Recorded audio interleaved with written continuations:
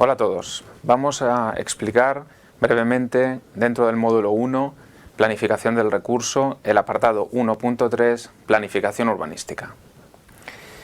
Ahí tenéis el índice de esta lección, que consta de 5 apartados. En primer lugar vamos a hacer una pequeña introducción, pasaremos a establecer un concepto de lo que es la planificación urbanística, para luego ponerlo en relación con la planificación hidrológica y con la planificación del territorio.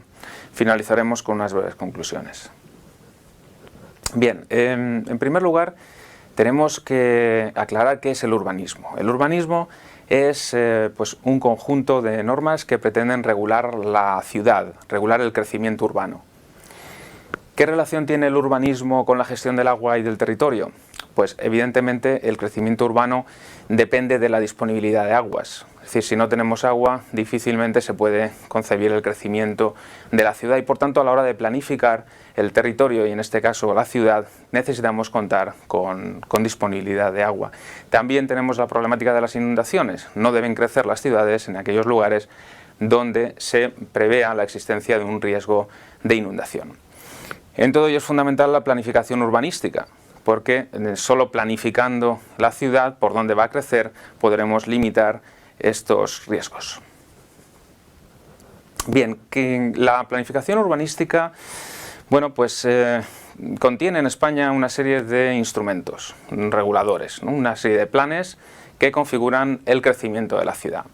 En primer término tenemos los planes generales, que definen la ordenación estructural, las grandes decisiones, como la clasificación del suelo, diferentes tipos de suelo, urbano, urbanizable, no urbanizable, la calificación del suelo, que se refiere fundamentalmente a los usos y aprovechamientos de que son susceptibles esos tipos de suelo, o los grandes equipamientos, los viarios, etc. Evidentemente no todo se puede planificar desde un principio. Por tanto, necesitamos planes diferidos, donde nos encontraremos, por ejemplo, con los planes parciales para desarrollar suelos urbanizables, los planes de reforma interior que nos sirven para desarrollar espacios internos, hacer operaciones de cirugía urbana dentro de la ciudad, los planes especiales para infraestructuras concretas, como puede ser un puerto o la integración de una gran carretera dentro de la ciudad. Estudios de detalle, proyectos de urbanización, que son planes de alcance menor, que tienen que ver con las alineaciones, los rasantes, la ordenación de los volúmenes o la obra propia de urbanización.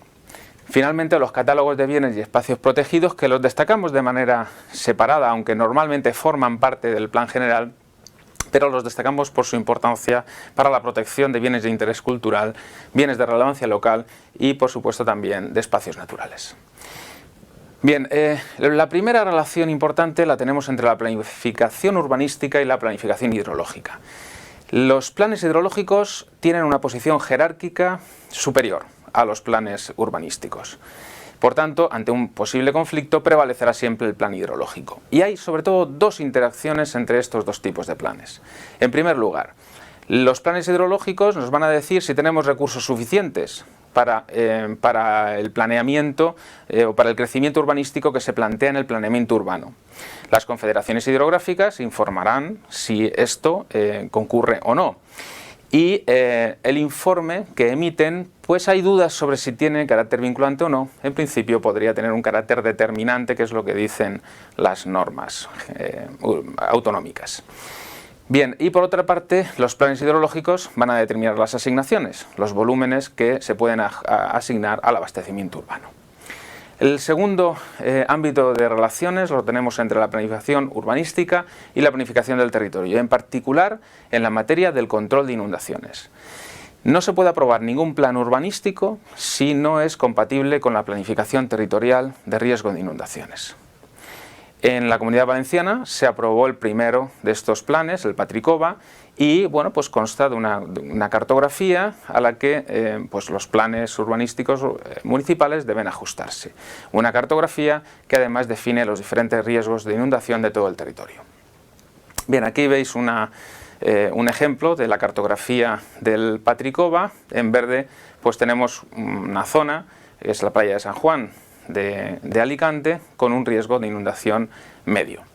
En esta otra diapositiva podéis ver una zona con un elevado riesgo de inundación, en ese color morado, y algún término municipal en la zona de Valencia, que está prácticamente en su totalidad dentro de una zona de riesgo muy elevado de inundación.